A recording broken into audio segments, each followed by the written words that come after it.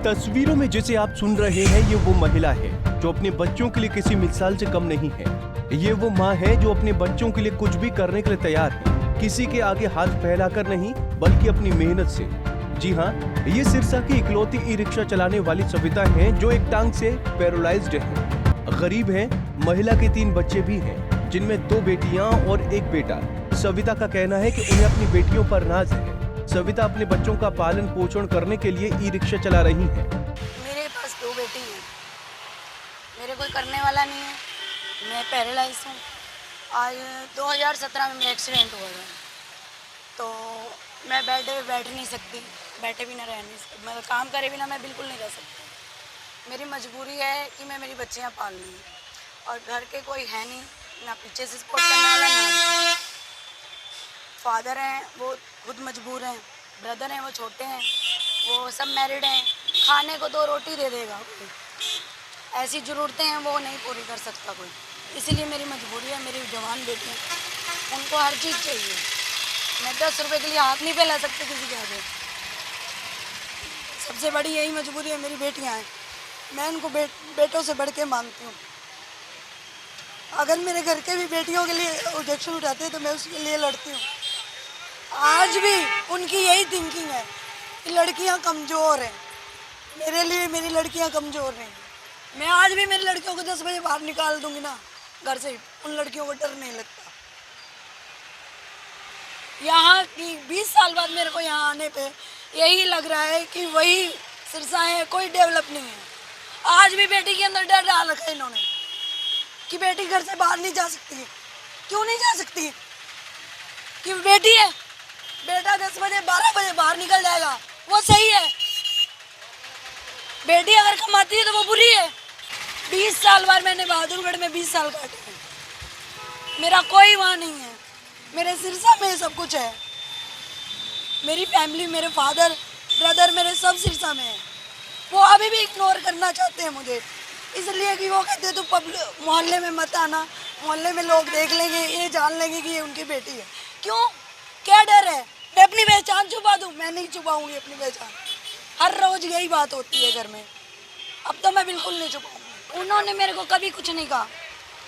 मैं जहाँ खड़ी होती हूँ, मुझे जो सवारी मिलती है मैं लेके जाती हूँ, कोई मुझे कुछ नहीं कहता। कोई समस्या नहीं है। समस्या ये होती है, थोड़ा कुछ लोग ऐसे देखते हैं कि औरत चला रही है, तो पर मुझे शर्म नहीं लगती है। चला रही हूँ, मेहनत कर रही हूँ, भीख तो नहीं मांग रही। भीख मांगने से, अभी कुछ दिन पहले की बात है, एक गाड़ी वाला रोक के 20 रुपये मुझे दे रहा है। मैडम, मैं आपसे इम्प्रेस हुआ, 20 रुपये तुम मुझे दे रहा है, तू मेरी सवारी पे बैठ, तू मुझे 20 दे चाहे 10 दे, वो मैं लूँगी। मैं भीख मांगनी होती तो मैं बैठ के मांग लेती, वो तो तू मुझे भीख दे रहा है, तू मुझसे इम्प्रेस थोड़ा हो रहा है कि एक लाचार को 20 रुपये दे दो, हो गया, तुम कर दोगे पूरा मेरा। वो 20 रुपये से मेरा पूरा नहीं होगा। मैं जब तक 500-700 रुपये घर लेके नहीं बढ़ूंगी, मेरे बच्चों का गुजारा नहीं है। मेरे को 2 साल हो गए, 2 साल तो मैंने बेड पे काटे हैं। बेड पे तो मैंने 8 महीने काटे हैं।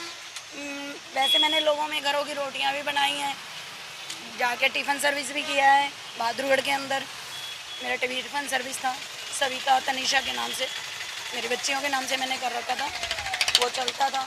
बैंकिंग वाले लेते थे, सब लेते थे।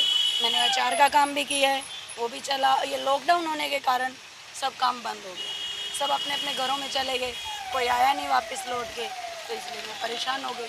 तो इधर किसान आंदोलन चला था, तो यहाँ के लोग कुछ गए थे वहाँ पे, तो वही जो आप अब पूछ रहे हो, ऐसे ही उन्होंने सरदारों ने मुझसे पूछा है, आप कहाँ से हो बेटा, आप क्यों परेशान हो रहे हो?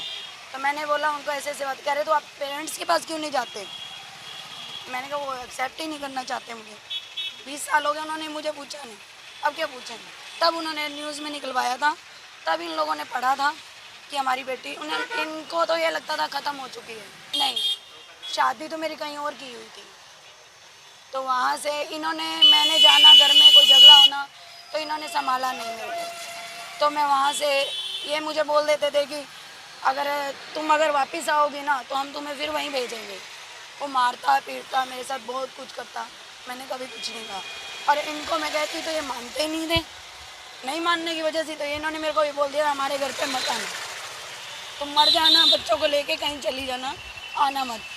एक हमारी मौसी जी थी, उनकी कहावत थी। तो मैंने उस दिन के बाद कदम नहीं रखा। हाँ, 9th क्लास में पढ़ती है मेरी छोटी बेटी, सागवान स्कूल में यहाँ पे। बड़ी बेटी को मैंने ग्रेजुएशन करवा रखी है, स्टेनो कोर्स करवा रखा है ITI से, पढ़ी लिखी है। एक बेटा भी अब तो है। मैं बस यही चाहती हूँ मेरी छोटी बिटिया पढ़ जाए, उसकी अच्छी स्टडी हो जाए, वो कहीं सरकारी जॉब लगे, बस और कुछ नहीं चाहिए। सविता उन लोगों को जागरूक करने का काम कर रही हैं जो आज भी बेटी और बेटी की परवरिश में फर्क करते हैं। सविता का कहना है कि 20 साल बाद भी लोगों की सोच नहीं बदली। आज भी लोग बेटी बेटे में भेदभाव करते हैं। उन्होंने अपने संघर्ष के बारे में बताया कि उन्हें कैसे परिवार का साथ नहीं मिल रहा है और कैसे ससुराल में मारपीट के बाद उन्होंने अब तक का अपना सफर जारी रखा है और वो अपने बच्चों के लिए क्या कुछ करना चाहती है। मैंने बहादुरगढ़ में 20 साल काटे हैं, मेरा कोई वहाँ नहीं है। मेरे सिरसा में सब कुछ है। मेरी फैमिली, मेरे फादर, ब्रदर, मेरे सब सिरसा में है। वो अभी भी इग्नोर करना चाहते हैं मुझे, इसलिए कि वो कहते हैं तू पब्लिक मोहल्ले में मत आना, मोहल्ले में लोग देख लेंगे, ये जान लेंगे कि ये उनकी बेटी है। क्यों, क्या डर है? मैं अपनी पहचान छुपा दूँ? मैं नहीं छुपाऊंगी अपनी पहचान। हर रोज यही बात होती है घर में। अब तो मैं बिल्कुल नहीं छुपाऊंगी। उन्होंने मेरे को कभी कुछ नहीं कहा। मैं जहाँ खड़ी होती हूँ, मुझे जो सवारी मिलती है मैं लेके जाती हूँ, कोई मुझे कुछ नहीं कहता। कोई समस्या नहीं है। समस्या ये होती है, थोड़ा कुछ लोग ऐसे देखते हैं कि औरत चला रही है, तो पर मुझे शर्म नहीं लगती है। चला रही हूँ, मेहनत कर रही हूँ, भीख तो नहीं मांग रही। भीख मांगने से, अभी कुछ दिन पहले की बात है, एक गाड़ी वाला रोक के 20 रुपये मुझे दे रहा है। मैडम, मैं आपसे इम्प्रेस हुआ, 20 रुपये तुम मुझे दे रहा है, तू मेरी सवारी पे बैठ, तू मुझे 20 दे चाहे 10 दे, वो मैं लूँगी। मैं भीख मांगनी होती तो मैं बैठ के मांग लेती। वो तो तू मुझे भीख दे रहा है, तू मुझसे इम्प्रेस थोड़ा हो रहा है कि एक लाचार को 20 रुपये दे दो, हो गया, तुम कर दोगे पूरा मेरा। वो 20 रुपये से मेरा पूरा नहीं होगा। मैं जब तक 500-700 रुपये घर लेके नहीं बढ़ूंगी, मेरे बच्चों का गुजारा नहीं है। मेरे को 2 साल हो गए, 2 साल तो मैंने बेड पे काटे हैं। बेड पे तो मैंने 8 महीने काटे हैं। वैसे मैंने लोगों में घरों की रोटियां भी बनाई हैं, जाके टिफ़िन सर्विस भी किया है। बहादुरगढ़ के अंदर मेरा टिफ़िन सर्विस था, सविता तनीषा के नाम से, मेरी बच्चियों के नाम से मैंने कर रखा था। वो चलता था, बैंकिंग वाले लेते थे, सब लेते थे। मैंने अचार का काम भी किया है, वो भी चला। ये लॉकडाउन होने के कारण सब काम बंद हो गया, सब अपने अपने घरों में चले गए, कोई आया नहीं वापस लौट के, तो इसलिए मैं परेशान हो गई। तो इधर किसान आंदोलन चला था, तो यहाँ के लोग कुछ गए थे वहाँ पे, तो वही जो आप अब पूछ रहे हो, ऐसे ही उन्होंने, सरदारों ने मुझसे पूछा आप कहाँ से हो बेटा, आप क्यों परेशान हो रहे हो? तो मैंने बोला उनको ऐसे ऐसे बात, कह रहे तो आप पेरेंट्स के पास क्यों नहीं जाते? मैंने कहा वो एक्सेप्ट ही नहीं करना चाहते मुझे। 20 साल हो गए, उन्होंने मुझे पूछा नहीं, अब क्या पूछेंगे? तब उन्होंने न्यूज़ में निकलवाया था, तब इन लोगों ने पढ़ा था कि हमारी बेटी, इनको तो ये लगता था ख़त्म हो चुकी है। नहीं, शादी तो मेरी कहीं और की हुई थी। तो वहाँ से इन्होंने, मैंने जाना घर में कोई झगड़ा होना, तो इन्होंने संभाला नहीं मेरे को। तो मैं वहाँ से, ये मुझे बोल देते थे कि अगर वापस आओगी ना तो हम तुम्हें फिर वहीं भेजेंगे। वो मारता पीटता, मेरे साथ बहुत कुछ करता, मैंने कभी कुछ नहीं कहा। और इनको मैं कहती तो ये मानते ही नहीं थे। नहीं मानने की वजह से तो इन्होंने मेरे को ये बोल दिया हमारे घर पे मत आना, तुम मर जाना, बच्चों को लेके कहीं चली जाना, आना मत। एक हमारी मौसी जी थी, उनकी कहावत थी। तो मैंने उस दिन के बाद कदम नहीं रखा। हाँ, 9th क्लास में पढ़ती है मेरी छोटी बेटी, सागवान स्कूल में यहाँ पे। बड़ी बेटी को मैंने ग्रेजुएशन करवा रखी है, स्टेनो कोर्स करवा रखा है ITI से, पढ़ी लिखी है। एक बेटा भी अब तो है। मैं बस यही चाहती हूँ मेरी छोटी बिटिया पढ़ जाए, उसकी अच्छी स्टडी हो जाए, वो कहीं सरकारी जॉब लगे। परिवार वाले सविता के काम पर शर्मिंदा महसूस करते हैं, लेकिन वहीं सविता अपनी पहचान बनाने के लिए वो मेहनत कर रही है जिसके बारे में आप कल्पना भी नहीं कर सकते। सविता पैरालाइज्ड होने के बाद मजबूत हौसले रखती है। आज दूसरे ई-रिक्शा चालक भी सविता के हौसले पर नाज करते हैं। देखिए, ये तो सही बात है कि इकलौती महिला है पूरे शहर में और कोई ई-रिक्शा नहीं चलाता है। अच्छा भी लगता है कि महिलाएं आगे आ रही हैं अपना घर चलाने के लिए, जिनके घर में कोई कमाने वाला नहीं है, छोटे बच्चे हैं, पेट तो पालना है। पर लेकिन अगर कोई महिला घरों में काम करने जाती है तो उसको इतना नहीं मिल पाता है कि उसका घर अच्छे से चल पड़े।